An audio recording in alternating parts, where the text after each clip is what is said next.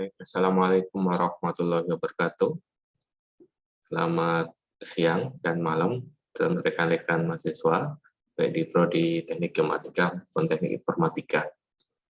Jadi pada kesempatan hari ini saya ingin mencoba menyampaikan materi pembelajaran khususnya tentang penyajian data, di mana beberapa waktu lalu kita sudah mendiskusikan dan membahas tentang konsep dasar statistika serta bagaimana kita mempelajari tentang penyajian data. Ada dua materi tentang pengambilan data ya, ada dua materi tentang pengambilan data yang sudah saya share di learning dan salah satu di antaranya juga sudah saya buat dalam bentuk video pembelajaran. Jadi pada minggu ini atau minggu keempat ya, jadi rekan-rekan akan kita bahas ya tentang penyajian data. Jadi penyajian data itu bagaimana kita memvisualisasikan atau menginformasikan dari data-data statistik menjadi bentuk yang mudah untuk dipahami, baik secara numerik, kategorikal, ataupun nanti secara visual. Oke, untuk Prodi Geomatika sendiri sebenarnya ini materi yang dialokasikan di minggu ketiga, tapi minggu ketiga kemarin saya isi untuk visitasi, sehingga ini silakan digunakan untuk pembelajaran minggu ini. Dan untuk materi terkait statistika deskriptif itu dipelajari secara mandiri dan nanti bisa ditanyakan jika ada beberapa materi yang masih belum jelas. Jadi, kalau untuk Prodi Teknik Informatika sendiri ini sudah masuk ke materi penyajian data ya. Oke, adapun materinya juga sudah saya upload dan kami upload di learning ya, jadi bisa diakses di learning statistika untuk Prodi IF dan statistika dan hitung perataan untuk Prodi Teknik Geomatika. Baik, saya izin untuk share screen.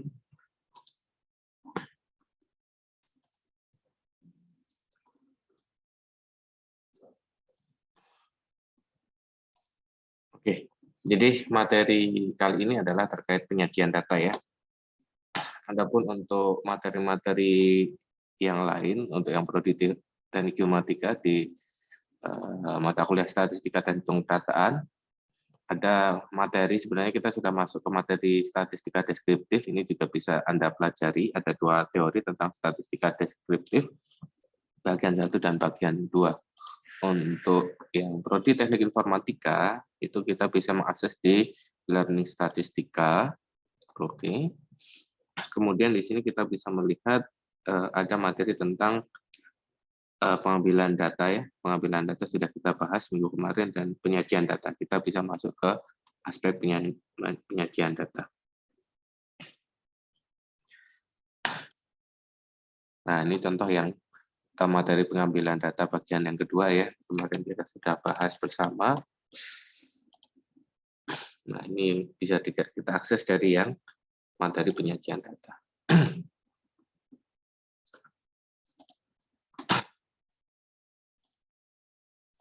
Jadi ini saya satukan saja materi yang di Prodi IF dan Geomatika karena tujuan pembelajarannya sama, jadi capaian pembelajaran mata kuliahnya sama, jadi apa yang akan dibahas pada mata kuliah statistika hitung perataan dan statistika di Prodi IF juga sama.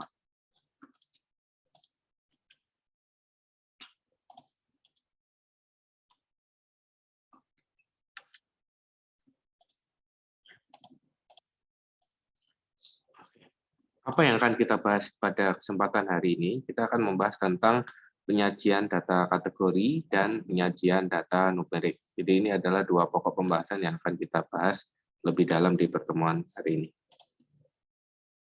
Oke, kita singgung pertama kali terkait penyajian data kategori.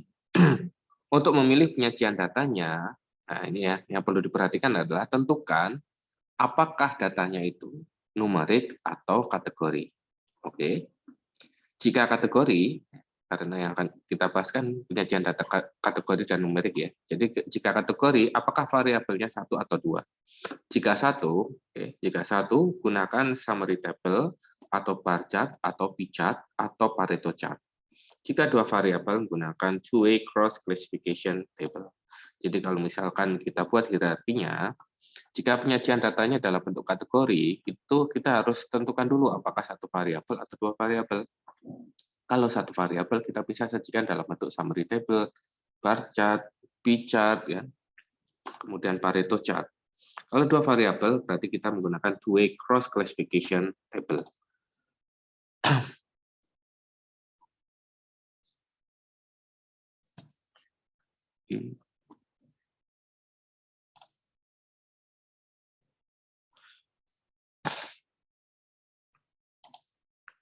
Ini adalah beberapa ilustrasi tentang contoh-contoh penyajian data ya, untuk penyajian data kategori untuk bentuk yang summary table.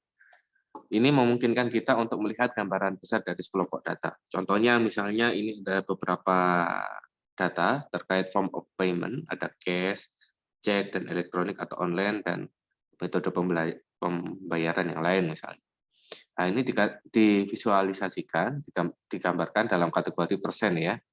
Persen 15%, 54%, 28%, dan 3%. Kemudian, penyajian data kategori bisa juga ditampilkan dalam bentuk percentage, yang umumnya bisa kita gunakan salah satu metode yang digunakan adalah bar chart. Jadi, lebih baik dari summary table karena gambaran mana data yang besar atau kecil lebih terlihat. Oke, jadi ini secara visual akan lebih mudah dipahami daripada menggunakan summary table. Karena apa? Karena dalam bar chart ini, nilai-nilai dari setiap klasifikasi ini ditampilkan dalam bentuk diagram batang. Contohnya ini percentage, order, elektronik online, cek, dan cash itu ditampilkan dalam diagram batang. Sehingga ketika kita melihat pertama kali bar chart ini, kita bisa menyimpulkan bahwa pembayaran dengan menggunakan metode cek itu memiliki dominasi yang lebih tinggi. Kalau kita lihat dia melebihi dari 50%. Kemudian ada juga yang bentuk pie chart. Nah, pie chart memungkinkan kita untuk melihat porsi dari setiap kategori. Jadi kalau kita bisa melihat dalam 100%, 100% itu berarti kita lihat dalam satu lingkaran penuh ya. Jadi di sini dalam visualisasi pie chart itu disimbolkan dengan beberapa pewarnaan yang unik ya. Misalnya cash itu berwarna biru, cek berwarna orange, kemudian elektronik berwarna abu-abu, dan order berwarna kuning. Dari sini kita bisa melihat dominasi dari yang berwarna orange. Orange ini di legenda menggambarkan apa? Menggambarkan cek. Jadi di sini kita bisa melihat porsi ya. Jadi ketika kita asumsikan ini adalah satu potong pizza, gitu ya, maka porsi terbesarnya di mana gitu ya? Kita bisa melihat dari persentase dalam satu lingkaran penuh. Kalau kita buat dalam 360 derajat, kalau lebih dari 50% ya lebih dari 180 derajat gitu ya. Jadi lebih dari setengah lingkaran. Kemudian ada Pareto chart. Ya. Jika kita memiliki banyak kategori, memungkinkan kita untuk fokus melihat pada kategori yang penting. Nah, contohnya ini Pareto chart ya. Jadi ada beberapa kategori yang bisa kita fokus melihat pada kategori-kategori yang penting. Nah, ini bisa memberikan apa namanya akumulatif ya, bersifat akumulatif. Ketika dia menuju pada bar yang terakhir, dia akan memberikan nilai 100%.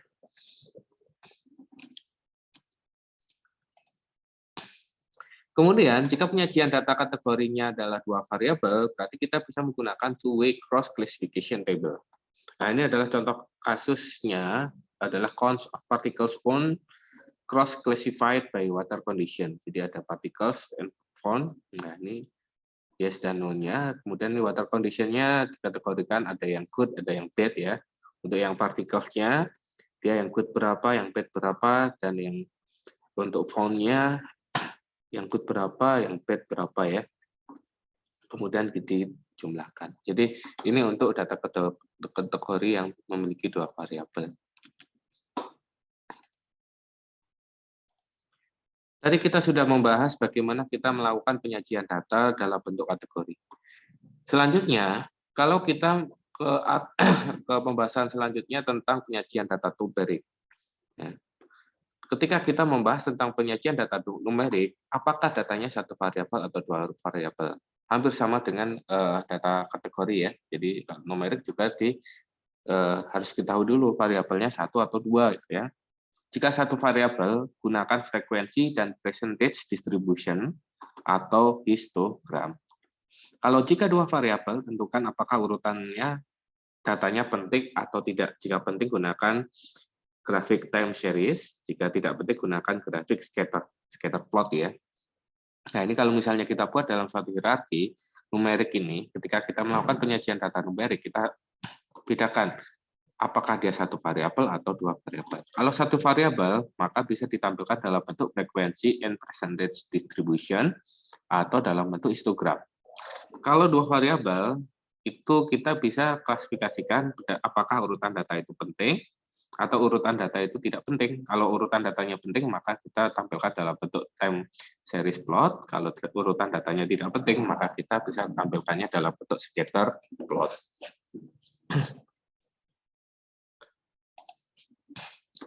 Nah, ini adalah beberapa contoh ilustrasi tentang penyajian data numerik. Yang pertama adalah frekuensi dan percentage distribution. Nah, ini adalah contoh penyajian data numerik yang satu variabel ya. Ini memungkinkan kita untuk melihat perbedaan antara kelompok data. Oke, kita lihat di sini the frequency and percentage distribution for the NBA Van Cost Index is follows. Jadi ini misalnya Van Cost Index, kemudian ini frekuensi, dan ini adalah percentage. Jadi kita dalam satu tabular ini, kita tampilkan dua kelompok data ya dalam bentuk frekuensi dan percentage. Frekuensi menentukan jumlah pada setiap klasifikasi, sedangkan percentage menentukan presentasi pada porsi setiap klasifikasi terhadap keseluruhan. Jadi kalau kita total ini adalah 100% ya. Contohnya misalnya 150 sampai dengan di bawah 200, dia frekuensinya 3. Berapa presentasenya jika dia jumlah frekuensinya 3? Oh, dia jumlahnya adalah 10,34%. Kemudian kalau misalnya klasifikasi 200 sampai di bawah 250, maka dia frekuensinya 7 yang memiliki porsi sebesar 24,14% dan seterusnya. Kemudian bisa juga penyajian data numerik satu variabel ditampilkan dalam bentuk histogram, yang mana bentuk ini akan memperlihatkan bentuk frekuensi dari kelompok-kelompok data. Jadi ini contohnya seperti ini. Ini misalnya Van Cost Index, kemudian yang di sebelah kiri ini adalah menampilkan frekuensi. Jadi dari 0 sampai sekian gitu ya, sampai di bawah 200, 250, 300, 350, 400, 450 sampai 450 ke 500. Jadi ini tampilannya sebenarnya akan lebih tepat jika nilainya di sini dari 150, 200, 150 dan seterusnya. Dalam penyajian histogram, ini bentuknya kurang lebih hampir sama dengan bar chart ya. Jadi ditampilkan dalam bentuk diagram batang, yang mana setiap kenaikan dalam histogram ini memvisualisasikan dari masing-masing frekuensinya. Ya. Jadi misalnya dari rentang 150 sampai 200, kemudian frekuensinya berapa? Gitu. Ini dibagi menjadi kelipatan atau interval 2 ya, jadi 02, 24 ya, 46, 68, 8, 10, 12, sehingga kalau dia nilainya di sini berarti dia nilainya 3 sama ya. Kalau di sini 7, 6 ke 8 ya 7 ya, dan seterusnya. Mana yang lebih mudah untuk dilihat secara cepat, kita akan melihat histogram itu menyajikan informasi yang lebih mudah dipahami ya. Di sini kita bisa lihat bahwa di kelas 300 sampai dengan di bawah 350 itu yang memiliki nilai paling dominan. Kemudian penyajian data numerik untuk yang dua variabel kita bisa sajikan dalam bentuk time series dan scatter plot. Untuk time series ini memperlihatkan pola data dari waktu ke waktu. Contohnya ini time series ya, dari time series plot of average hotel rates. Jadi rates hotel yang ditampilkan secara time series ya. Misalnya ini untuk yang sumbu X-nya ini adalah tahunnya, kemudian untuk yang sumbu UY-nya ini adalah average room rate ya. Jadi kita lihat dari tahun ke tahun dia nilai bisa naik dan turun. Nah, secara visual ini kita bisa melihat bahwa mana average hotel rate yang tertinggi berada di tahun berapa? Oh, dia di tahun 2006 ya, di sini 2006. Nah, biasanya time series ini juga digunakan untuk visualisasi di pasar modal ya. Contohnya ketika rekan-rekan bermain reksadana, saham dan sebagainya itu ditambahkan cenderung time series. Karena apa? Time series pada pasar modal itu bisa juga digunakan untuk analisis analisis kita dalam apakah transaksinya itu akan kita jual, beli ataupun analisis yang lainnya. Kemudian untuk penyajian data numerik yang lainnya, kita bisa menggunakan scatter. Ini memperlihatkan pola hubungan dua variabel secara numerik. Nah, ini biasanya akan sering digunakan ketika kita melakukan uji regresi dan korelasi untuk melihat hubungan antara dua hubungan variabel numerik. Misalnya, ini adalah scatter plot of cubic feet and labor hour required. Nah, jadi ini kita melihat hubungan antara cubic feet dengan labor hours. Jadi jam kerja dengan cubic feet-nya bagaimana hubungannya. Nah, nanti ketika kita membahas tentang korelasi dan regresi, kita bisa menentukan apakah regresinya linier atau eksponensial. Kalau seperti ini kita bisa melihat bahwa ini kecenderungannya adalah grafiknya bersifat linier ya. Jadi semakin bertambahnya nilai pada sumbu X, dia juga bertambah juga nilainya yang nilainya linear terhadap sumbu Y.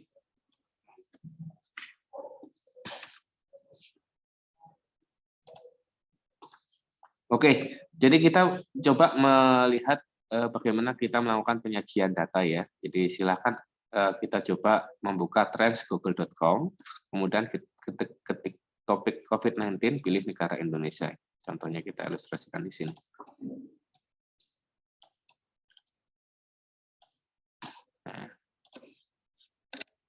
Trends google.com.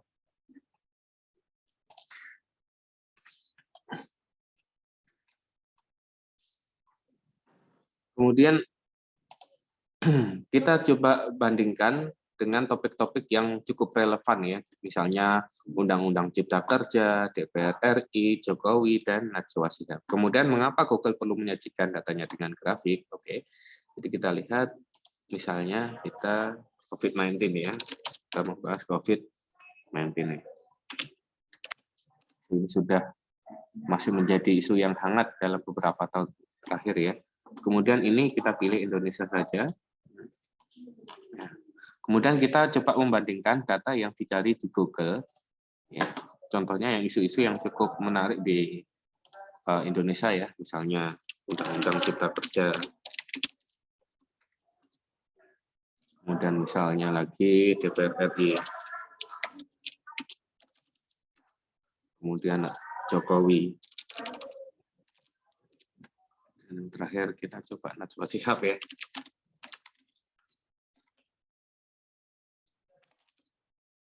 Nah, ini pencarian ini random ya, dan ini didasarkan pada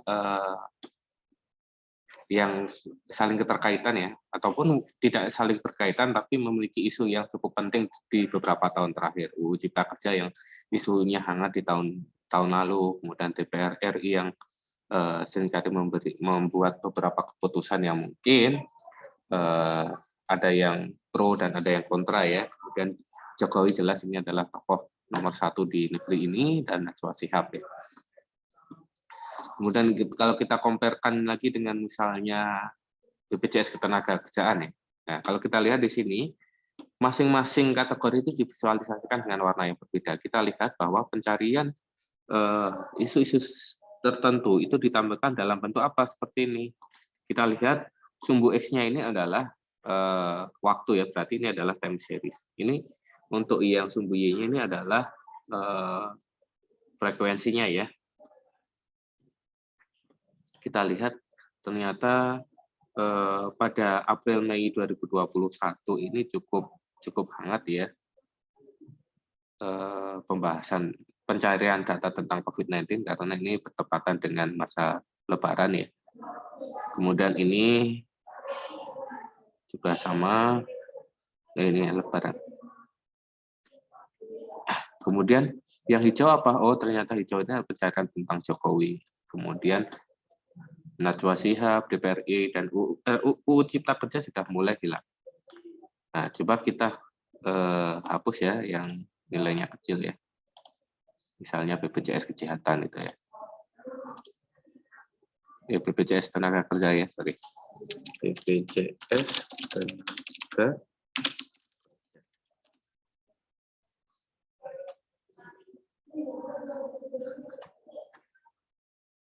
Nah, ini juga memberikan tren yang ternyata tidak begitu signifikan ya. Nah, minyak goreng.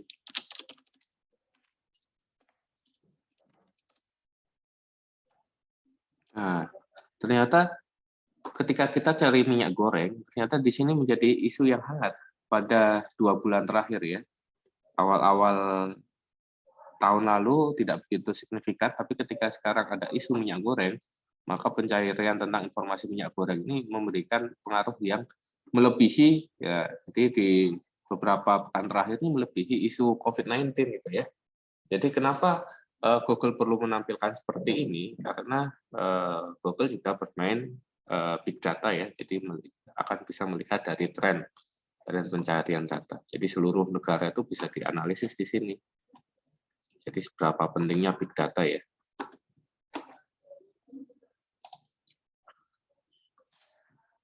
Nah, kalau misalnya kita lihat secara visual, nah seperti ini ya. Jadi porsi informasi ini juga bisa diklasifikasikan berdasarkan provinsi ya, meskipun tetap isu tentang COVID-19 memberikan pengaruh yang paling tinggi juga.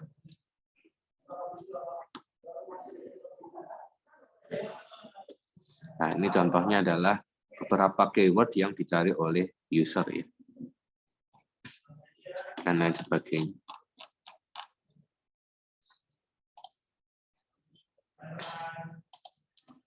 Kemudian ada beberapa hal yang penting ketika Anda ingin melakukan penyajian data ya. Apakah sudah menyajikan datanya dengan jelas atau dengan akurat? Nah, contohnya, misalnya di sini ada suatu ilustrasi di mana Northern Territories Revenue untuk tahun pertama apakah 17 atau 19? Lebih jelas yang mana, grafik kiri atau kanan? Kita lihat seperti ini, ada dua grafik ya, sama-sama histogram ya. Cuma untuk yang bagian kiri dia disajikan dalam bentuk 3 dimensi. Yang kanan ditampilkan dalam bentuk 2 dimensi. Lebih mudah dipahami yang mana? Jelas yang sebelah kanan ya, karena dia akan lebih mengarahkan ke salah satu nilai pada sumbu Y-nya. Tapi kalau yang 3 dimensi, kita akan kebingungan dia nilainya berapa gitu ya. Karena ketika kita tarik menggunakan garis lurus agak kesusahan ketika kita menggunakan 3D.